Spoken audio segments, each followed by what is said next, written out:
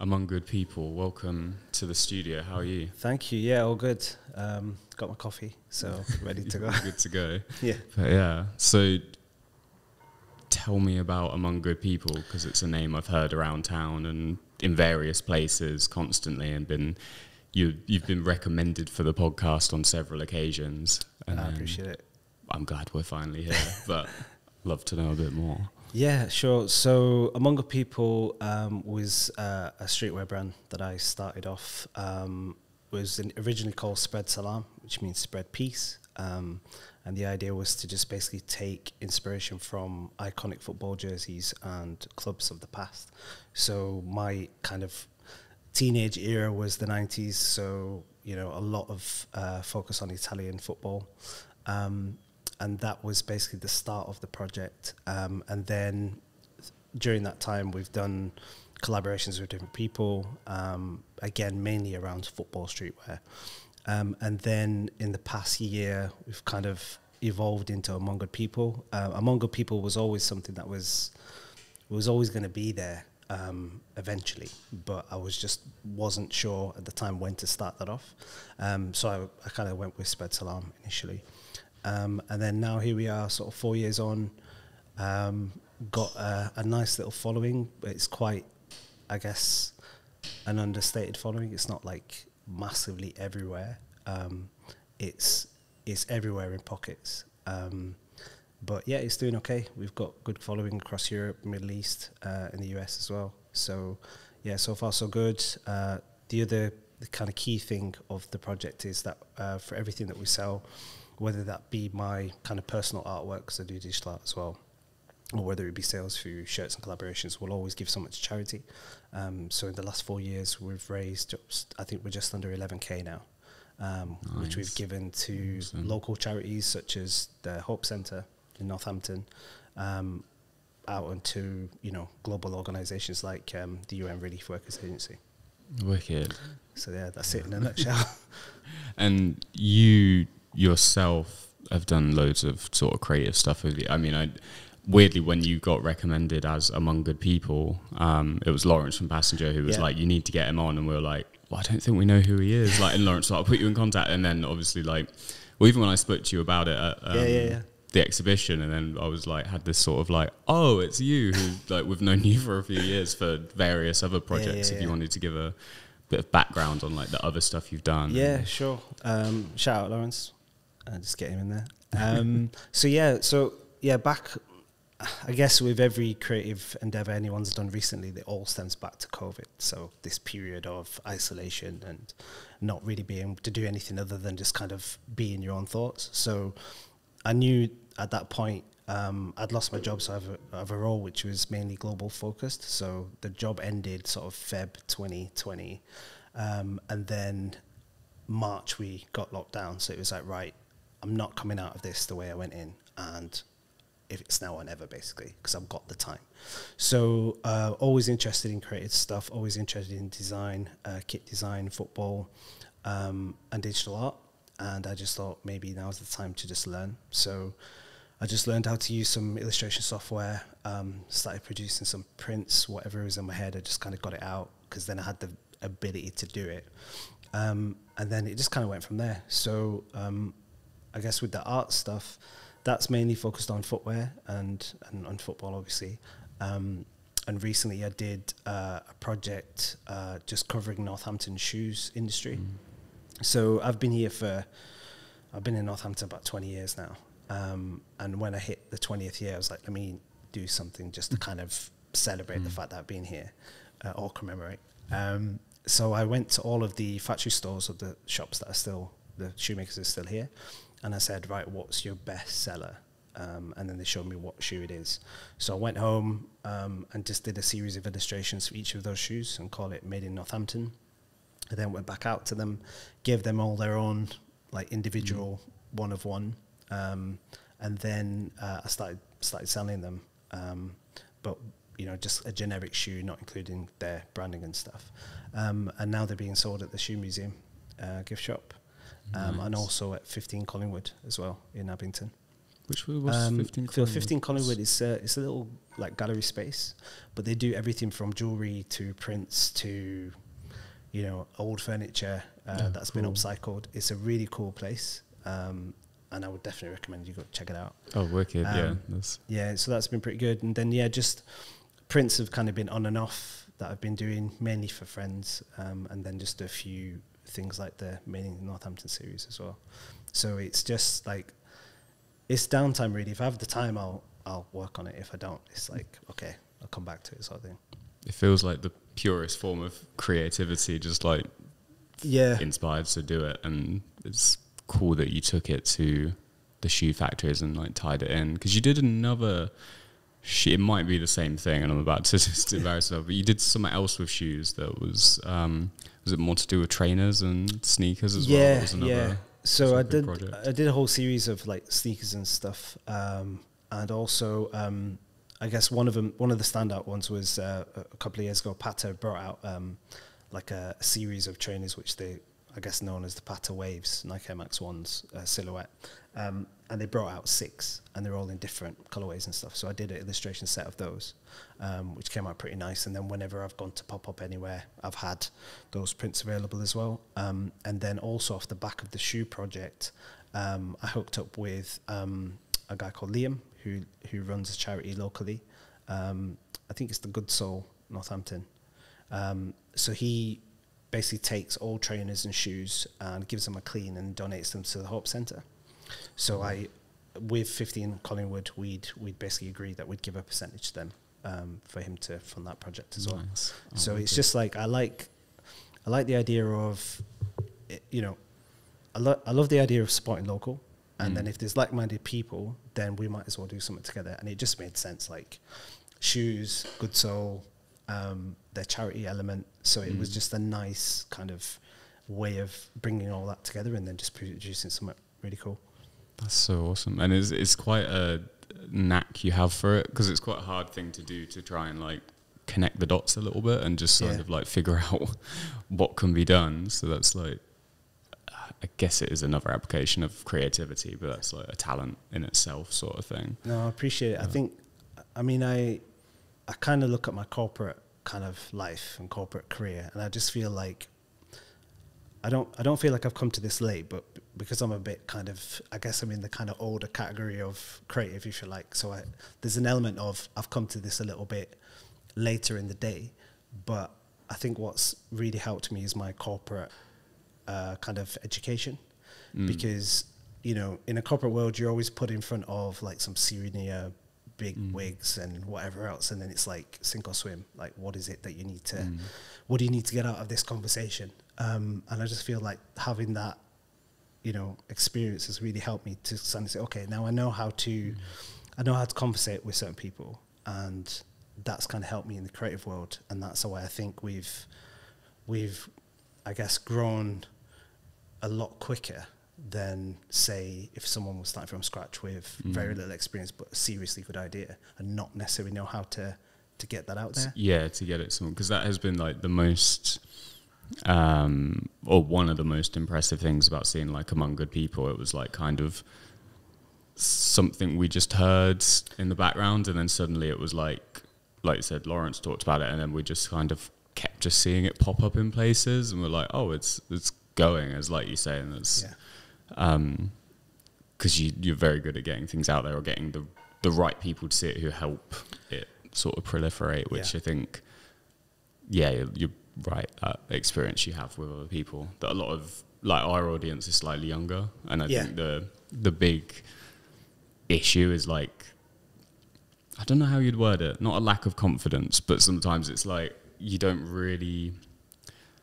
One related to is like, we went to Studio Malarkey yesterday for their exhibition. We were talking to the owners there, and they said the issue they have is like a lot of young people, even if they're really good at art, don't have the confidence to walk into a gallery or an art space, because there's that expectation that it's like kind of stuffy and scary, and there's going to be judgment, and like people think they're going to get their heads bitten off, which I guess if you've had to deal with like, you know, big wigs and sort of these sort of very intense people, then you can kind of stride straight through it and push through that, which is massive help, I think. And Yeah, no, I agree, and I think there's sometimes, and we all have it. We all have this inner voice. It'll either be a supportive inner voice, or it'll be our biggest like enemy. And there's a fear element to say, what if they say no? And it's like, what do I do with that?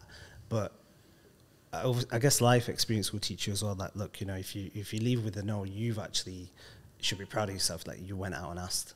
You know, you asked the question. True. And you're no better off, or like you're no worse off than you were before, Exactly. unless you did something really, really awful where you were to like get the no. But like, and we all have that. So like even an element of coming on this podcast. So I'm generally a behind the scenes guy. I don't really. If you meet me, sort of thing. I'm not really kind of visual on social media and things. So even this is like. I'm cool with it, but there's an outside comfort zone element. Yeah. So we all have it. And and it crops up in different sort of ways. Yeah. I mean, even like this, being surrounded by, you know, lights and cameras and a secret studio audience that are listening live, it becomes a bit like, even though I haven't done one it's only been 4 weeks and I'm still like back to square one. God, we're doing it again, are we? Okay. Yeah. But it's good to sort of push through that, I think, and just you just get stronger, and then hopefully you get something back for your products, which, you know, when you start getting better at those things do seem to start rolling. Wanted to talk about, because we've kind of mentioned Lawrence a few times, but you did a collaboration with Passenger as well. We did. So I've known Lawrence, I guess, since Passenger opened. But then when we got talking, we, you know, learned about the backstory of Driver and everything else. And then we had a few other kind of coincidental connects. So there was a guy who worked at Driver, a guy called Mark Winko. He's based out in Copenhagen. Shout out Mark. He worked at Driver, and I came across Mark through my Copenhagen friends, and it's all kind of connected there as well. So like, Mark wore one of my shirts at a DJ set, and then I got talking to Lawrence. He was like, I know Mark, blah, blah, blah. So it was all because Mark actually lived in Northampton for a while. So we've obviously had mutual conversations, and we've got mutual admiration for each other. Lawrence is a really cool guy. And that's where I met Zen as well. So Zen is a local creator, designer, does a lot of upcycling, makes his own garms, and then between the three of us, we sat down and was like, look, you know, we should definitely do something, because it's all good me going out to Dubai and Amsterdam and everywhere else, but like, what am I doing for Northampton? So we just basically came together and said, let's do something for the Euros. You know, the timing's perfect, it's happening this summer. Let's do a little something where, you know, we can allow people to come and do a customization session. We'll do a free workshop for kids at Passenger. And then it just kind of went from there. And it was a really, really good day. I think we even surprised ourselves, because I think with Northampton, there's an element of, we all, I guess, we don't all have, I guess, a lot of love for the town. So it's a sort of love-hate relationship a little bit. It can go either way sometimes, depending on the weather, people kind of... And like, for me coming here from the Northwest, where, you know, Manchester was my city growing up, I'd jump on a train and go and hang out and, you know, Northern Quarter and all that stuff. And then to come to Northampton when I came here was relatively, you know, not much going on. And now we're at a point where there's pockets of stuff happening. I mean, like what you guys are doing, for example. And we have nice coffee shops, and then we have Passenger, and we just surprised ourselves in that, you know, we had a good turnout. You know, a lot of good people came through, really supportive. Kids absolutely loved it, and you know, we had a pretty decent day of it. So, you know, it went really well. Yeah, I think it is, like, we do our events in here as well. We have the similar sort of, like, when we first started, it was a bit like, weirdly, actually, one of the first proper events we did, Lawrence did a Passenger pop-up, and it was like, we opened the doors at 2, and then, like, I didn't know Lawrence that well at that time, but we kind of sat there like, this could be it for the rest of the day. But then, you know, people came through. I think it's like, everyone has that thing of like I say, it's that love-hate predictable. People are annoyed there's nothing going on, but that means when there is something going on, people make the effort to come out, because it doesn't get lost in the noise. And I also really love what you said about, like, how you or kind of that philosophy of you're doing things that go further than the reach of Northampton are important on like a global scale, but then also trying to feed back into where you actually are. It's not as a lot of, especially young creatives, and part of the reason me and Alex did all of this in here is because a lot of the mentality we saw around us growing up of kids who grew up here was kind of like,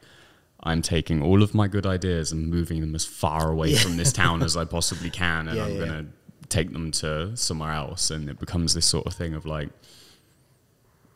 I don't know, it never felt right to us. It was just kind of like, well, you know, the town has given you something if you don't appreciate it. And also it's kind of like, well, having that thing of what can you give back and what can you, because clearly there's a gap for your ideas here, as when you go somewhere else, it's then there's the element of competitiveness, but also but equally on the flip side, you can't do stuff that's only relevant to people like in our postcode. It's like striking that. I think, and a lot of people we've spoke to more recently are trying to strike that balance of not like turning their back and running, but also not making it so localized that it's like, if you're too far down the road, you're a bit like, I wouldn't be interested in that.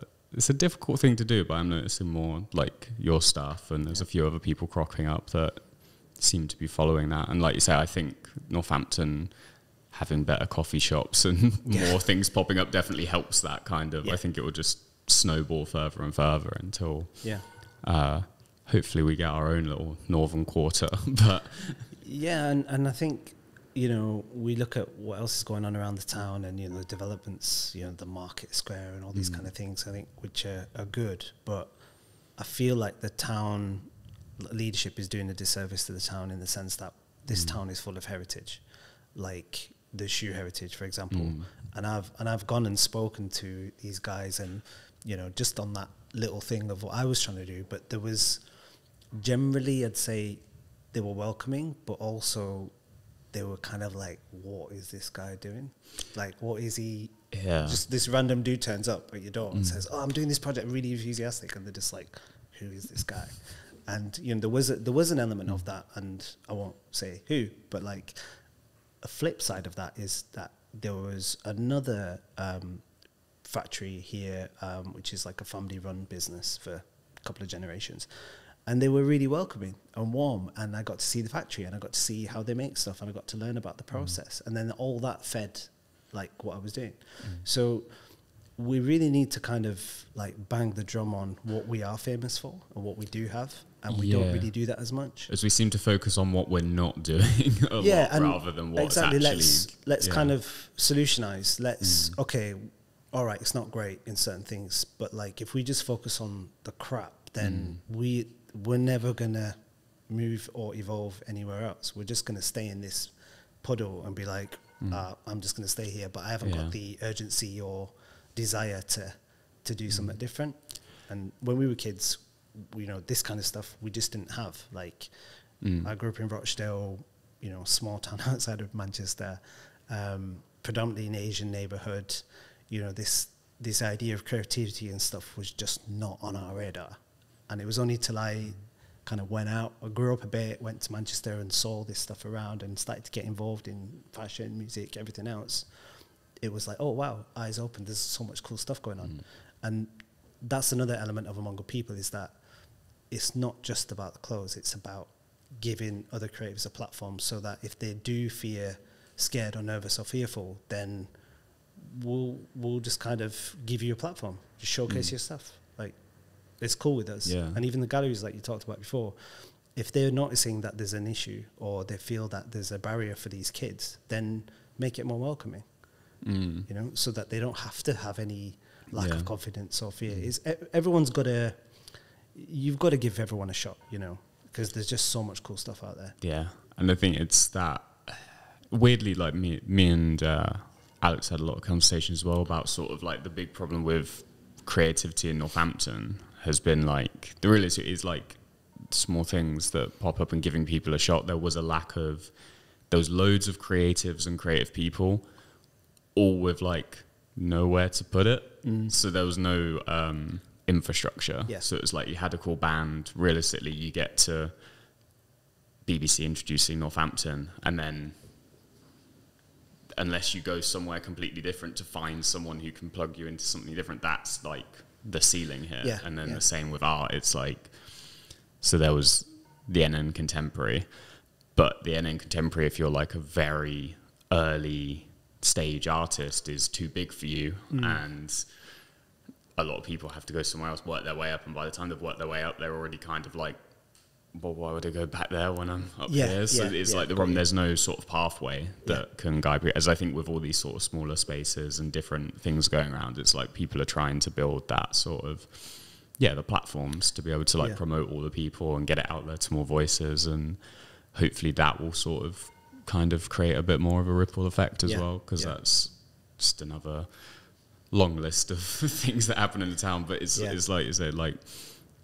seeing that as issue, and it's like, well, what are we going to do about it? And me and Alex's solution was the exhibitions and then a few other things that we haven't announced yet. But and that seems to have, well, in our eyes, we hope it helps someone. It might not have. We might be completely... I don't think so. I mean, I think you guys are doing cool stuff. Like, I obviously came across you guys when you had the exhibitions here. Yeah. And that introduced me to this space, introduced me to you guys. And obviously we've had this, we see each other every so often over the last few years, and it's always been cool. So I've met other creatives through this space. So, it's been great to come here and be a part of it. So you guys are on the right track. So you don't need to worry. Thank God. But I feel like I'm blushing with your kind words. No, but it's credit where it's due, man. But it's there's like loads of other weird things like that across town, and like never really. I feel like I'm going off on tangents about different things, but I had a conversation with someone about how we had loads of brutalist architecture that all got knocked down before it became like actually iconic, as if we still had some of that. Like people obsess over the Barbican Centre and these different ones. If we still had all of our stuff, people would be coming here to view it, and it's like it's all gone now, apart from like a few odd bits. And there's another example of the town kind of not doubling down on what it has to offer and focusing on what it could change to try and do better. But I'm hopeful in the sort of, like you say, these pockets that are like, there's like you, Passenger, Studio Malarkey. There's loads of little ones that are popping up now, and it's I think that the hope is to try and marry those up and bring those together, because obviously I imagine a bunch of people that came to your event at Passenger are people me and Alex have no idea about, and the people who come to ours, it's like there's very little. There's people who cross over, but if we got everyone to everything, it could be like insane. It's just... It's exactly like sort of last October when I first went to Copenhagen. Exactly that. So in my head is everyone operates in their own little universe, their own sphere, and it's bringing all of them together and crashing. But the outcome is positive. So with Copenhagen, for example, I knew people in Denmark from just through Instagram and stuff. They introduced me. I said, look, I want to come to Copenhagen. They introduced me to a local store, Kurati. And then within 3 weeks, we'd organised a fundraiser, collaboration shirt, and everything else. But like exactly what you said, what happened on that day was you had a particular person who was like a filmmaker, university professor, really, really cool. And then you had the Kurati crew. And then that person came to the store because they knew me. And it was like, oh, such and such has come down. Oh, we've known about her for so long, but we've never met her. And it's so cool she came, she brought her friends. So every community brings their community. If you do it right, and you do have the right intentions, you'll bring your crew, I'll bring my crew, and then you just create new relationships. And that's like paramount to among the people as well. And it does work. We've shown that it works. But we all have to be on the same page. Like, everyone's got major talent, but you gotta kind of put your ego at the door and in working on something bigger for a bigger purpose. It's not about like my stuff has to be like with collaboration, and I have to be my stuff has to be at the forefront. Like, we'll compromise. I don't mind where things sit, but if this is something we're doing together, then the purpose is bigger than us. So that's the key. Yeah, and that's when things really get sort of moving as well, and you get just so much good comes of it. Because I think as well, like another, like you said about like you went to some of the factories and they had a bit of reservedness about it, is like people tend to have this thing where they try and hold on to their community and not share and be like, oh God, everyone's going to go to this other thing down the road that's not our thing. But and I think you get in your head that your community is everyone, and that like you're in your head, you're like, oh, there's no one else who would be interested, they're all here already, like and that's as far as it goes. But then you meet these different ones who already are following different things. It's like more than likely they just don't know, and then you realize and you're like, oh, there's still room to grow. And it's like especially in Northampton, there's so many people here and like people coming through and stuff, so it's exciting. I feel like it's a really interesting space. As well, with your event in Copenhagen, you were the sort of whispers of a magazine or a book off the back of some of that stuff. If you wanted to talk about that as sure. well. So one of the concepts in this past year has been the city series. So the idea is to go to a city in Europe, for example, collaborate with either an independent brand, store, artist, etc., and just basically have an event.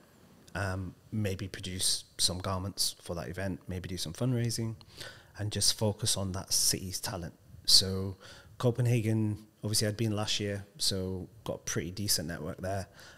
So then this year, again, I was reaching out to people to say, listen, I really want to come back. I had such a great time. Who would be good to connect with?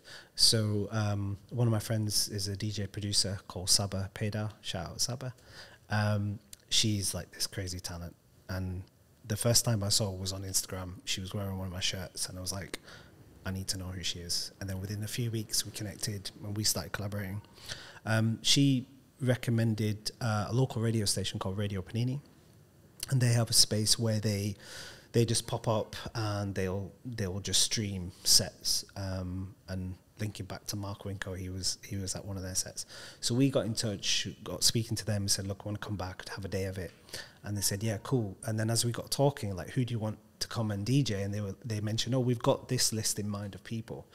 And I was like, right, well, they're all my customers and they're all my friends, so definitely let's have them. So then we had a whole day event where we had, you know, a whole bunch of creatives come through. We had DJs playing sets throughout the whole day up till 10.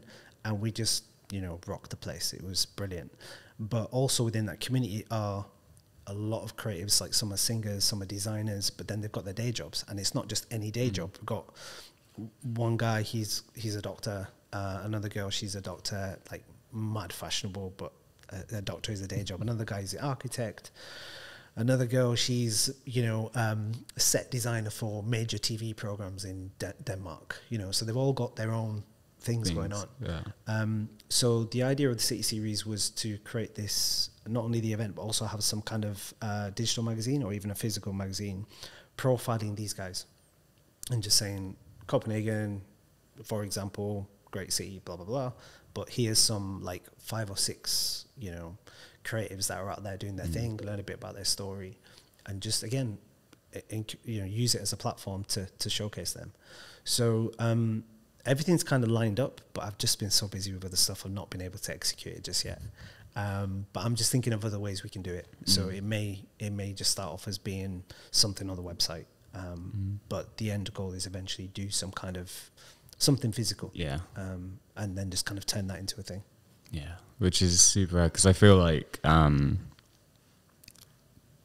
physical things is also, and look, you talked a little bit earlier about how like COVID kind of changed the whole game, but I feel like suddenly, like, especially from, it was already happening probably a bit before, but especially after, like, physical stuff became super important, and having something physical to offer became like, kind of changed the game a little bit, like especially with like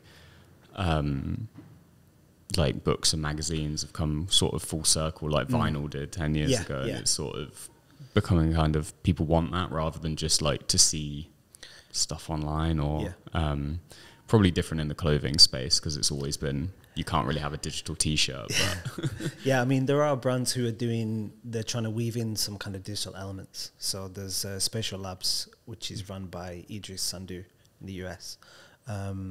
He's created this like clothing where they've got a little tag, and if you connect with the tag, it opens up a space which is kind of combination of, I think, gallery space and NFT sort of thing. Okay, interesting. And he's kind of like flying at the minute.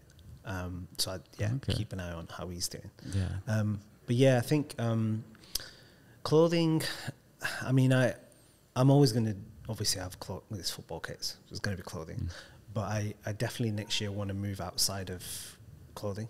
So I want to collaborate kind of off the clothing side of things, because I'm really, really conscious that there's enough clothing in the world, and I don't necessarily want to keep bringing stuff out unless it's vintage, it's upcycled, it's got some element of, recycled element to it.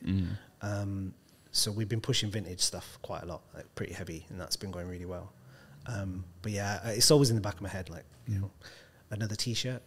Like, what am I gonna do with another T-shirt sort of thing? Yeah, but I think the important thing with like a lot of your pieces, they do serve a function beyond just like making, like, obviously the clothing is what people get excited about and buy into and stuff, but like you say, a lot of it goes into charity, and a lot of it is to support local communities or help people do cool shit and all these other stuff. So even though you could word it as another T-shirt, I think the secondary function justifies its existence. It's not as though you're just making the shirt just to make a shirt.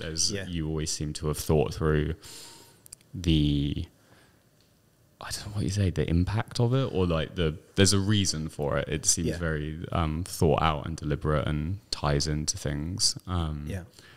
Which you did another football shirt for Palestine, which obviously you said a little bit before, so we can we can chop this section if necessary. But if you wanted to, I guess I'll get into it a little bit. So this particular design has lived in my head for many, many years. And once I acquired my new superpowers of being able to do stuff, I was like, all right, I'm going to bring it out. So it was a shirt inspired by Inter Milan and their iconic logo, sponsor logo. And when I first showed it to my friends, they were just like, wow, this is just brilliant, really, really cool. So I kind of did a bit of a soft launch and got it out there a few years ago. And then within 3 months, it kind of like really blew up and started getting a lot more noticed by people. And, every so often I'll do like 100% profit campaigns as well. So like during like the Islamic month of Ramadan, when people fast, I'll do something for that. And it really got a lot of traction, and, started seeing it pop up online. And then within, I think, the first 4 months, somebody sent me a picture of someone doing the exact same design on a really terrible shirt. And I was like, what's going on, sort of thing. I've created that design. So I got in touch with them. And they were, I guess, they were fairly nice, but it was like their mindset was, well, you're doing something for charity and we're doing something for charity, so everyone's a winner. Right. And I was like, well, not quite, because you don't know the pains I've gone into setting up this brand. You don't know the pains I've gone into getting accounts with the Premier League's, name and number creator, right? You can't just rock up to someone like that and say, can I have an account, please? I've obviously done the work to get that. And my initial designs were actually made by them. So I was like, well, I don't really kind of follow. So if you don't mind, don't make any more. And they were cool. And then a month later, there was a fundraiser in the Middle East, which involved a very, very big rapper who I won't mention, and a very, very famous artist. And they'd done exactly the same. And again, hang on, guys, what are you doing? And it was like, well, you've created a derivative of something else, so therefore it's all's fair. And I was like, well, no, again, it doesn't work like that. So these things started happening more and more. And this year is no different. It's just gone a bit crazy. There's people in Malaysia using the design, people in Paris, people in Denmark, and it's kind of like if you take the Virgil Abloh response, then it's like great, they're doing my marketing for me. And if a brand, if a design is so good that someone else is ripping it off, then that says you've created something brilliant. It's flattery in some people's eyes, you know what I mean? But also, like you say, you've gone through all of this effort just to have someone else to... and if they do it wrong as well, or for the wrong reasons, then it can be marketing in the opposite direction, because people can assume it was you when it wasn't, and there's all sorts of... so I've just tried to make sure that my community know it's not me. And generally, I don't find out unless it's my community who tell me. So because I don't go looking for this stuff. It's like, it's just out there in the ether. It's impossible to track. It's like you spot things and you're like, oh, when did that happen? Like, and even you see other brands doing things which are based off the original logo, not mine, but like inspired by, and you just think, you know what is cool? Like, we've created a bit of a movement, and you know, everyone's kind of going out for this idea. Fine, I'm kind of at peace with it now. But for a little while, just the personal side of me was like, come on, man, like what the hell's going on? You know what I mean? I'm just the one guy trying to make some cool stuff. I don't need this kind of social media aggro. So now I'm kind of at peace with it. But then it did kind of teach me to think, well, you need to keep evolving, because you know, most people are just, there's no vision, there's no real substance, no thought behind what it is they're doing. And I don't mean this in a negative or arrogant way, but like, I know my intentions when I started this, and I know the vision of where it needs to go, and I'm going to stick with that. So if anybody else wants to do something for a quick turnaround in the meantime, good luck to you. But I'm sticking with, and that helps me from a personal level as well, to say, well, look, you just keep going, like, you know. And I've been really supported by lots of friends, and you know, community who said like, we got you, it's cool. And they've shown that, like, online as well, where these things have happened, and the community stood up and said, look, we can't let this lie, because we know where it came from. And that's been kind of cool to see as well. Yeah, definitely. And like you say, like, those people are going to, like, if they've taken one of the designs, they're not going to be able to read your mind and copy them. It's always going to be after the fact, so they can't sustain for the long run off of just one design, as you're going to have everything still follows on, and new pieces and new ideas and things. So you're completely right. It's temporary, but it's, you know, it's annoying, but like, it is what it is. It is what it is. Speaking of moving forward, the future of Among Good People, what's, like, you spoke a little bit about it with the book and other stuff, but seems like you're a man with plans, so it'd be good to they kind of like so the plans kind of come in my head, and then I've already looked into how I want it to land, and then I kind of reverse engineer. So I ask myself, okay, and again, it leans back to my corporate world of, you know, Excel spreadsheets and process maps and all that kind of stuff. It's like, okay, that's where I want to be. Now, how do I get there? So I'll reverse engineer and just kind of say, okay, well, in order for that to happen, I have to think of these factors, these dependencies, and just kind of, it's all a bit geeky, but like... But it works, you know what I mean? It makes sense. It's like the same thing we have to do if, like, if you want to do something, then at the end of the day, it's still got to be possible. It's like, it'll be really cool to do a space program, but it's like you have to do the work to actually make it functional, you know. But working backwards is a smart technique. So I guess for the next year, I want to do more collaborations. I want to do more non-clothing stuff. So I'm currently trying to set up a music project where, so I created something on the PlayStation 2 about 20 years ago, and it was very much like Tetris, building blocks, you know, snares, hats, bass, whatever. And I think I was going through my trance era at the time, so it's quite a thumpy tune. You know, I put it on a mini disc player 20 years ago, and now I've found that mini disc. So I've converted it into digital format, and now I'm sending it to 3 or 4 producers that are part of the community. So the idea is we're just going to bring that track into 2025. And each one will bring their own spin on it. So that's one project I'm really, like, excited to do. I really want to do that. I think it would be quite cool. And then again, yeah, just a range of pop-ups for next year. Trying to work on something for Paris Paris Fashion Week next year. There's a few people who want to go out there, and we just thought it'd be better that we go out as a collective. And then I think before the end of this year, we've got a collaboration coming up with the collective. So the collective are a guy called Matt, DJ Jack Bagshaw, and Zane from Northampton. So we're going to drop a shirt probably next month. And then if I can arrange it, I'll be going back to Amsterdam next month for another pop-up event. Cool. So yeah, I guess more of the same, to be honest.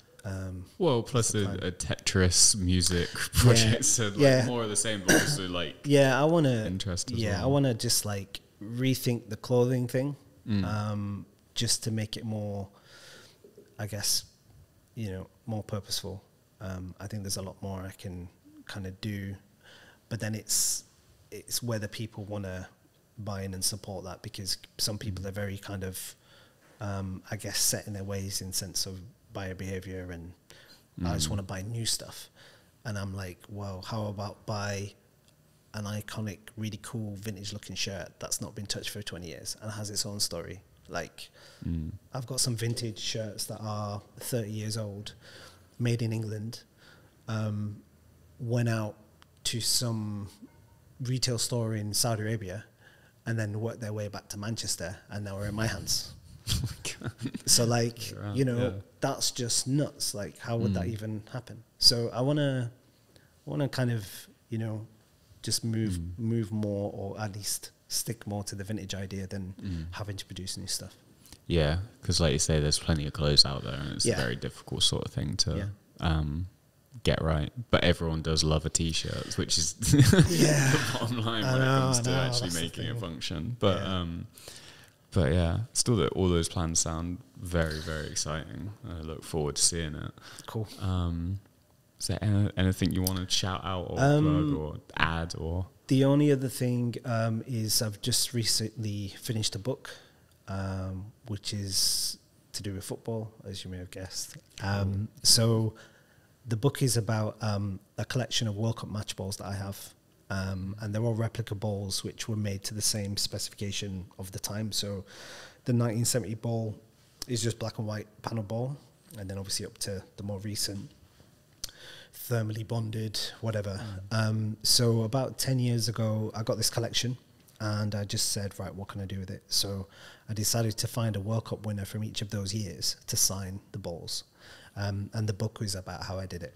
So I managed to do it. And I think at last count, we've got, 26 World Cup winner signatures on 12 or 13 footballs.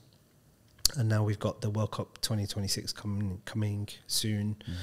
So I've got one eye on that as well to kind of say, well, I want to be ready for that.